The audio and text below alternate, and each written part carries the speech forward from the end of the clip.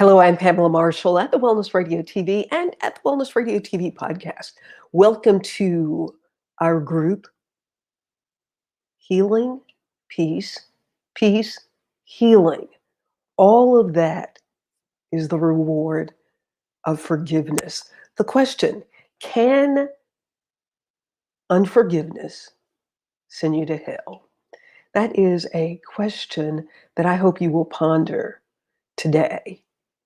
How will my thoughts impact where I will spend eternity? I'm not here to tell you the answer to that, where you will spend eternity, but I will tell you this with certainty. Unforgiveness will create hell for you where you are right now in this moment. That is the hell that I know for sure, that we all live in when we carry the sins, the burdens, the anger, the resentment, the bitterness that comes from unforgiveness. It is amazing to me how insidious this emotion of unforgiveness, this veil of unforgiveness that we live under, that is so creeps on us so easily, how insidious that is. Think about it. The actions of another hurting person. Because remember, only hurting people hurt other people. And we are guilty of that ourselves. I am guilty of that. If you are, then thank you for listening. As a matter of fact, I hope that you will bring some people along because this message of unforgiveness is so powerful, and understanding how to release and understanding the impact that it holds on our bodies. This insidious behavior of doing things that hurt other people because we're operating from our own pain. And if you recognize that other people are hurting, then it helps us to detach from the foul venom that spews from their mouth and understanding this is not about me. This is not about me. Because if that's who that person is, they're going to give that to whoever is standing in front of them. And you just happen to be the recipient of their gift of ugliness in that moment. But you don't have to receive it. Remember, you are who God created you to be. And when you are falling prey to words from other people, now remember, they didn't even create themselves. So you're going to allow somebody that didn't create themselves to determine how you are going to feel in the moment. And then the insidiousness of this is we then get recruited into that darkness. We get recruited into that spirit of, of hurt and pain and anger. We get recruited by accepting that vibe, that negative energy, and then we start to give it back. We give it back to them, then we carry it with us, and we give it to other people, and it just goes on and on and on. The spirit of unforgiveness, can it take you to hell? The bigger question is unforgiveness sentencing you to hell in the moments that we should be enjoying the gift of joy and peace? Because our elder brother Christ said, I came that ye might have life and that you might have it more abundantly. How do we enjoy that abundant life when we are covered under unforgiveness, when we are allowing other people to dictate how we're going to feel and we're going to think about ourselves?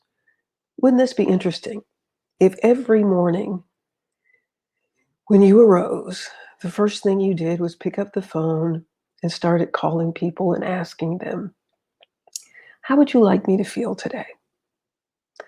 Then you ask your mate, your partner, your spouse, how would you like for me to feel today? You call your boss and say, how would you like for me to feel today? You pull up to a traffic light and you say to the driver in the car next to you, how would you like me to feel today? Because when that driver pulls off, speeds up, and cuts over in front of you, and you decide, because it's your decision, that the actions of that motorist is going to make you beat your hand on the steering wheel. Who's feeling the pain of your hand beating the steering wheel? You are, not them. And that is true in every emotion that you allow other people to impose upon you. Because remember, it's your decision. And you say, but Pamela, you don't understand. I'm not going to let somebody loud talk me. I'm not going to let somebody lie on me. I'm not going to let my mate do this, that. Isn't that a lot on your plate to be in charge of what other people are doing?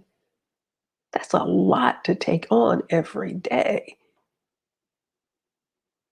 You are going to be in charge of what you are not going to let other people do.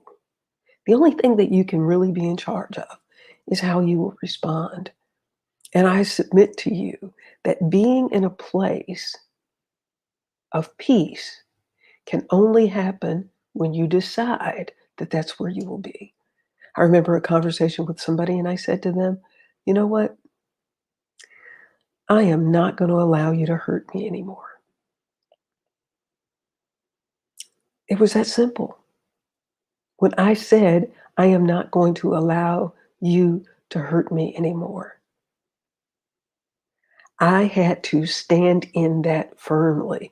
Now, have I moved from it? Absolutely.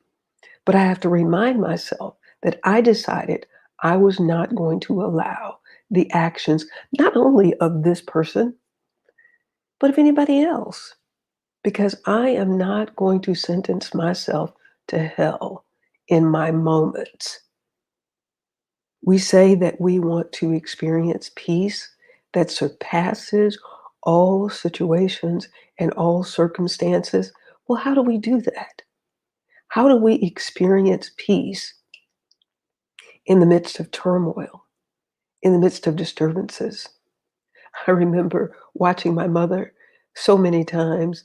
I'm the 11th of 13 children, and my brothers were musicians. And not only were they playing the piano and the guitar or the organ, or they would invite friends over. And we had a little old small house. I don't even know what the square footage of it was, but it was tiny. And I would see my mother just walking through all of that noise thinking, why didn't she say something? Because they're getting on my nerve. But my mother had risen above that because obviously she was in a place that probably gave her an appreciation for her children and the music. But how do we be in the midst of turmoil and confusion and things that we will allow to hurt us and still not be offended? One of my favorite scriptures, great peace have they which love thy law, and nothing shall offend them. Who should your focus be on? The people who didn't make themselves or the one that made you? The scriptures tell us that God made us for his good pleasure. What is my assignment in this moment? Is what we should ask as we're watching people do things or say things. If the person cuts you off in traffic, just slow up and let them go. It doesn't cost you anything. It doesn't increase your car payment or decrease it. Everybody's tax dollars paid for the road. Let them go. It may save your life or someone else's life by avoiding an accident. If someone is standing in front of you and they are releasing some emotions that they have, it is an opportunity to stand there. You can stand there and be quiet. Let them be who they are. Because how does it change the situation for you if you get involved with the already low energy that they are bringing to the conversation? You have the opportunity to, what's the Beatles song, Let It Be, and not get recruited. Because our desire is to have peace In every moment, we want to have peace. There's a scripture, Luke 6:13, and it says, "But love your enemies and do good and lend, expecting nothing in return. And your reward will be great, and you will be sons of the Most High. For he himself is kind to ungrateful and evil men." God, the creator of the universe, can be kind to ungrateful and evil people. And we say the love of the creator lives in us. Then we have to position ourselves so that we can be the vessel for that light to shine, not for us, but so that the good works of the Father can be glorified. The good works through you can be glorified in heaven. Great peace have they which love thy law, and nothing shall offend them. Remember, leave the past in its current location. Enjoy every moment. Peace is a choice.